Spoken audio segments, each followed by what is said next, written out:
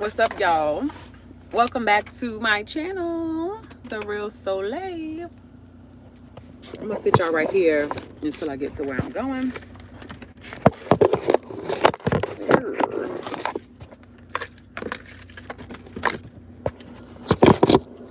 Hopefully y'all can see me, girl.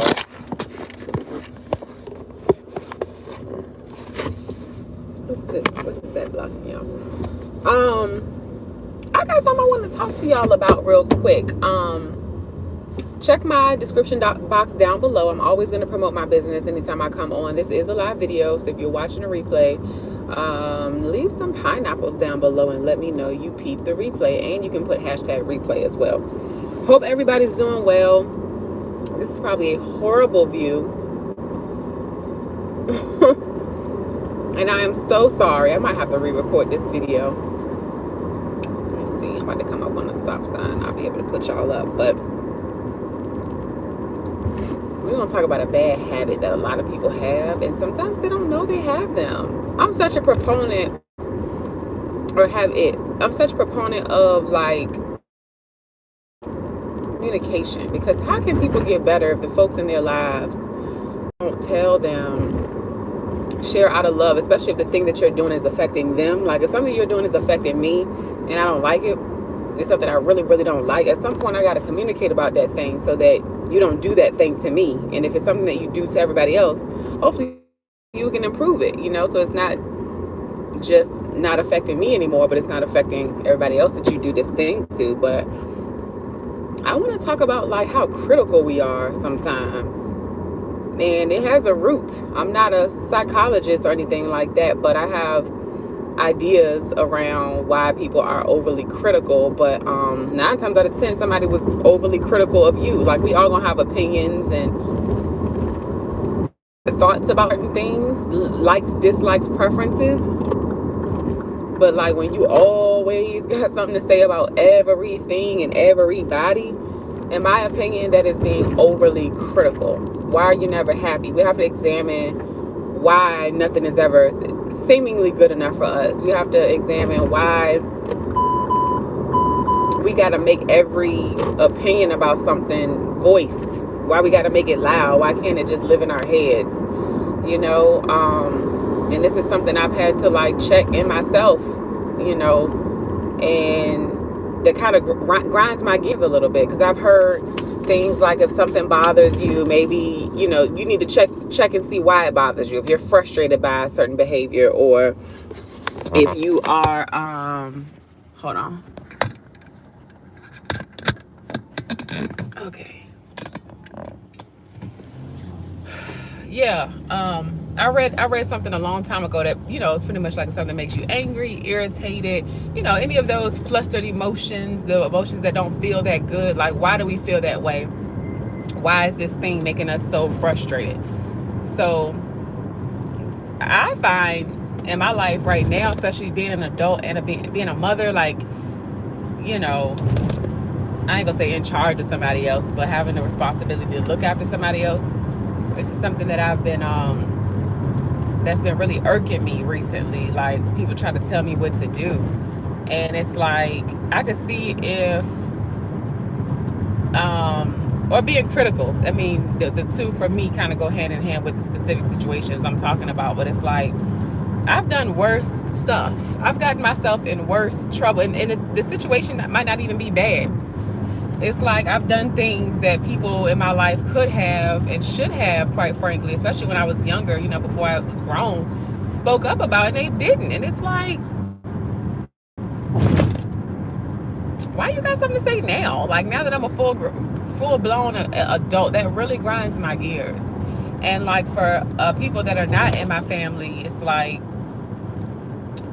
why do you always have to say something about other people? And then you can clearly look at their fruit and their life, their state of mind, their state of being, their lack of awareness, their lack of mindfulness, and you can see like how them not tending to their own garden is affecting them. But it's like, yo, I could say a whole lot about you. I could take the mirror that you're trying to put in front of me and turn it right back onto you and have some questions of my own. And as opinionated and as expressive as I am, the fact that I don't do that amazes me, to be quite honest, And if I'm feeling real petty, which is not very often, but if I was a petty person, Lord have mercy, people would, child, the folks thought they couldn't stand me now, they really would not be able to stand me, because I think a lot up here, a lot of stuff does come out of my mouth. The older I get a little bit better with that, but like, there's a lot of stuff that don't even make it. Because the filter stopped it, blocked it. The maturity, the growth stopped it, blocked it, So I guess for me, I get frustrated when folks, like, when I know it's a lot of stuff in my head that I'm thinking and want to say and could say and I don't say it, and then same said person is being overly critical of me for absolutely no good reason at all, just because that's how they are. And it's like, at what point in our lives do we take responsibility and say, wait a minute? And again, like, we gotta call people up, not out all the time, but call them up in love. And it's like, check them or make them aware of themselves, because it's like, at what point do you analyze, why am I like this? Was it because somebody else was like that towards you? Is there something in yourself or multiple things that you don't feel good about, or your life that you don't feel good about? So it's a distraction, because it's less uncomfortable to talk about other people and what they have going in their lives, or what they do have going in their lives, and what's not happening in your life, in your mental space, in your heart, your mind. That's how I look at stuff. And not to be like overly critical of them, but it's like, we just got to have transparent conversations to continue to grow, as people, as humans. So at what point, like I said in my last video, do we evolve, or do we continue to repeat? And I'm starting to have a low tolerance. In 1,000 feet. Use the left 2 lanes to turn left onto West Broad I got my Street GPS East. on. I'm really starting to have a low tolerance the older that I get for folks that are always in somebody else's business, always got something else to say about other people. And it's like, no fruit is bearing in your life. And I'm not talking about materialistic things. For me, those things look. Use the left 2 lanes. Peace of mind. Do you like yourself? Are you comfortable with yourself? Like, those are the things that I have in my mind when I say your fruit. You know what I'm saying? Like, what fruit are you bearing in your life for me to accept criticism or too much criticism from you? It's like, okay, I understand you have these thoughts and opinions about me and my life and what I'm doing and not doing. But I literally can turn my head to the side and be like, but it's a whole plethora of things over here in your closet, falling out the closet, child, that you are not even addressing in your own life. You know what I'm saying? Like, I could see if you were a little bit more put together and not all over the place and doing things that you said you was going to do 10 years ago, like, it would be received better from a person like that. If you coming in, just let me know who you are and where you're watching from. So what I'm talking about is I'm encouraging people to check themselves if they're overly critical. Why are we overly critical? What happened to us? Who happened to us that made us be that way? Why are we that way? Like, I think it's really important to examine that type of behavior, because it's like, it's not a good feeling when somebody's always trying to tell you what they think or what you should do about your life, when quite frankly, like, you doing all right. And I'll use myself for an example. I've gotten through a lot of crazy stuff in my life by myself. Was it comfortable? Was it something that I welcomed or that I wanted? No. But like, I felt like there were a lot of people in my life that could have said certain things, and maybe because of my personality, like, oh, she ain't gonna listen anyway. But when we talk about children, like, in our lives, you can say it, even if it's once, and they ain't gotta hear it. It's gonna fall on deaf ears most of the time. But like, when I needed people in my life to say certain things and do certain things and help me with certain things, they were absent. I've made it through homelessness. I've made it through abandonment. I've made it through jail. Like, those were my actions. Of course, some of those things were because of me, but not everything. A lot of that was because of a lack of guidance. So with my situation, I feel like I trust myself. Generally, I trust myself, because there have been some things in my life that have happened to me that made me not trust. Continue on West Broad Street. I talked about that in my last video a little bit, but like, generally, before the trauma and stuff like that, like, I trust myself. I make pretty good, solid decisions for the most part, and the fruit is evident of that. Again, whether it be materialistic things, we don't have to really focus on that, but like, the things that I've been able to achieve in my life, the growth, just the self-awareness. To me, I feel like that's pretty damn awesome to have achieved all that because of my own will. Of course, other people helped me. Of course, I had to go set an appointment to go see somebody, or hire a mentor, or read a book. Somebody else wrote it, whatever. I'm not saying I did everything on my own completely. And I also trust my connection with God. Most importantly, So I kind of just get irritated when folks be trying to tell me what to do, because it's like, where were you at? Because you definitely was around in my life, but where were you at showing up, being present? Like, you were there, but were you present? You were there around, but did you show up truly, and be present and give me advice and guide me? No.